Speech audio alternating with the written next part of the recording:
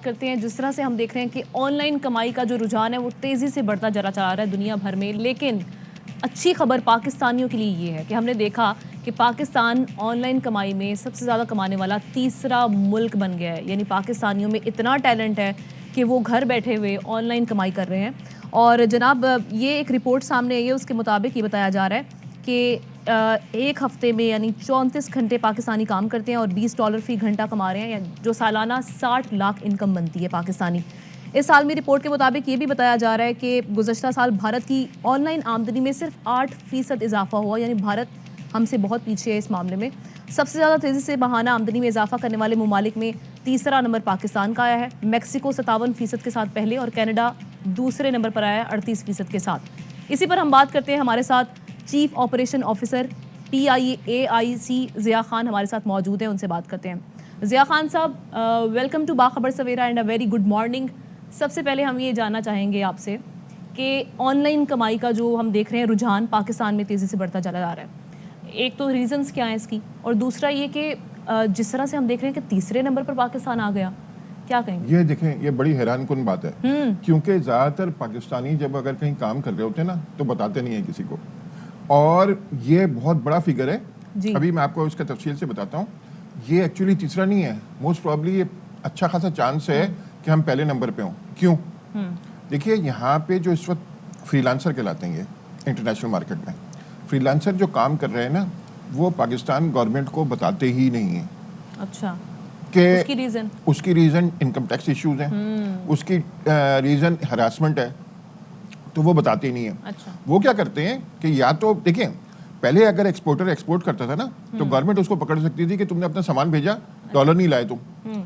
अब एक आदमी अपना डिजिटल काम कर रहा है, वो डिजिटल काम कर रहा है इंटरनेट पे, जैसे आप गई, आपने कोई काम करके दिया किसी कस्टमर को, तो वो आपके बैंक अकाउंट में शिफ्ट कर देगा। अच्छा, जो आपकी ज़रूरत नहीं है, अब स्क्रेल और बहुत सारे पे ऑन एयर ऐसे कार्ड्स आ गए हैं जो अपना डॉलर आप बाहर रखें ताकि आप फिर वो डॉलर पे खर्च कर सकें। तो फ्रीलांसर ज़्यादातर आमदनी पाकिस्तान में लेके आता ही नहीं है। तो हम ये जो थर्ड नंबर पे आ रहे हैं ना, ये उस केस में है कि जो पाकिस्तान ला रहे हैं। अच्छा, और वो भी ज़्यादातर लोग क्या करते हैं, रेमिटेंस में ले आते हैं। जैसे अगर आपने गाड़ी खरीदनी है पाकिस्तान में तो आप रेमिटेंस में ले आए। मगर अभी इमरान खान ने प्राइम मिनिस्टर साहब ने पिछले कुछ दिनों में, पिछले 2-3 दिन में नए ऐलानात किए हैं, आसानियां पैदा की हैं। जी, वो मैं बताता हूँ आपको। तो आसानियां पैदा की हैं। मामला क्या है कि देखें, मेरे पास डॉलर है अमेरिका में, ठीक है, मैं क्यों लाऊं पाकिस्तान? आप इनकम टैक्स वाले मुझे राज करेंगे, मुझे क्या कहते हैं, कोई फायदा नहीं होगा। अच्छा, अब 3-4 फायदे दिए जा सकते हैं। नंबर 1, उनके अलग फ्रीलांसर अकाउंट बनाया जाए, जिसमें वो डॉलर के फॉर्म में ही रखें।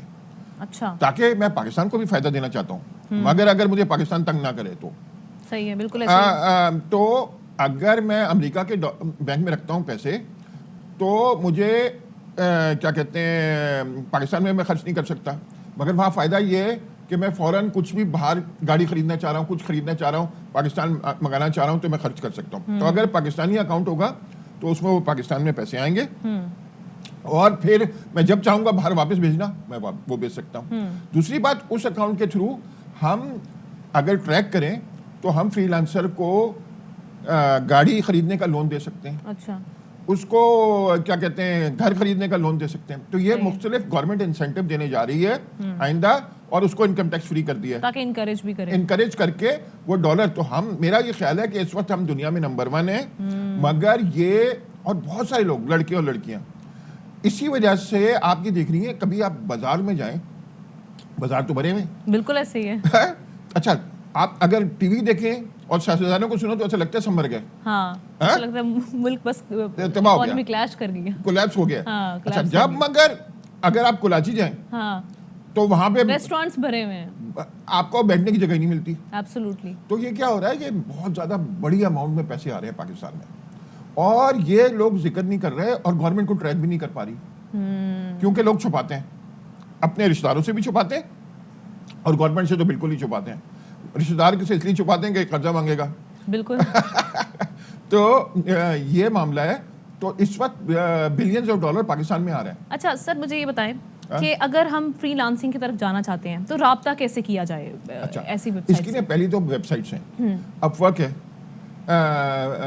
फाइबर है और दूसरी वेबसाइट्स हैं जहां पे आप अपने आप को रजिस्टर कराएं। मगर उससे पहले आप कोई अपना निच ढूंढें कि क्या काम कर सकते हैं और उसका पोर्टफोलियो बनाएं। वो प्लेटफॉर्म कौन सा है? अपवर्क.com पे जाइए और fiverr.com पे जाइए और वहां पे अपने आप को रजिस्टर कराएं। मगर उससे पहले आप ये सोचें कि क्या सर्विस प्रोवाइड करेंगी और उसका पोर्टफोलियो बनाएं। पोर्टफोलियो से मेरा मतलब है, देखिए दूर एक आदमी 12,000 मील दूर बैठा हुआ, उसको दिखाना पड़ेगा ना कि मैंने ये काम किया है। अगर एक ब्रेन सर्जन है, अगर मैं ब्रेन सर्जन हूँ, मैं आपके पास आऊँ कि यार मैं आपकी सर्जरी कर दूं, की तो कभी नहीं है, तो आप पहली बात क्या पूछेंगे कि कितने लोगों को आपने ठीक किया है।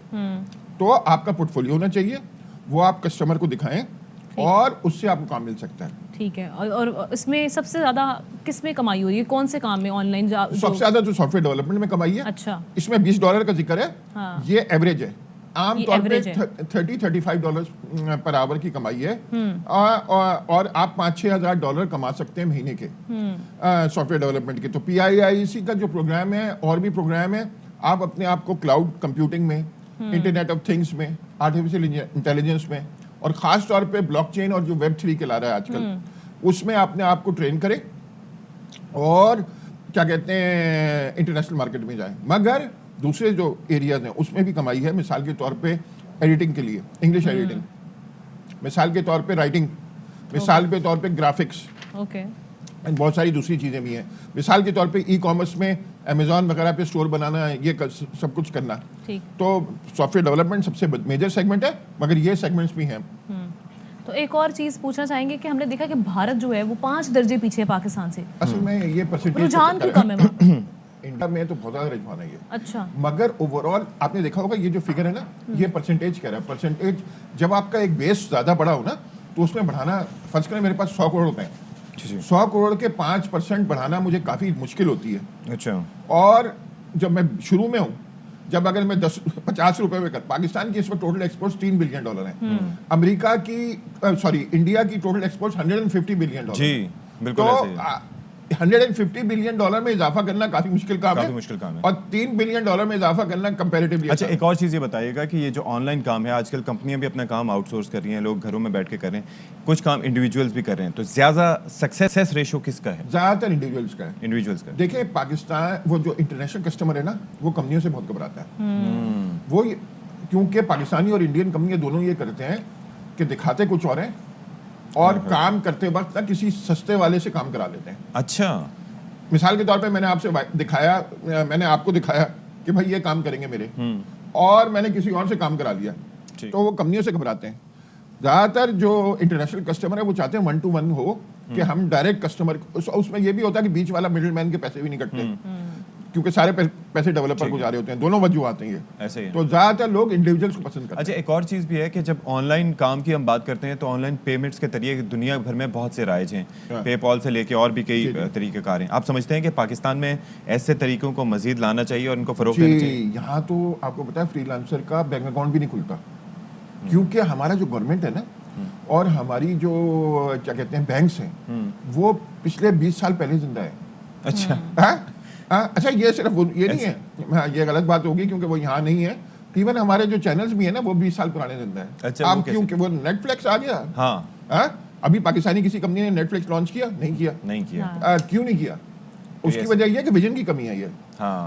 और उसके पैरेलल कोई कंपनी, लेकिन साथ ही उसके सॉफ्टवेयर भी इतना होना चाहिए कि वो दिया जा सके। अच्छा, आपको पता है हार्डवेयर तो प्रॉब्लम नहीं है।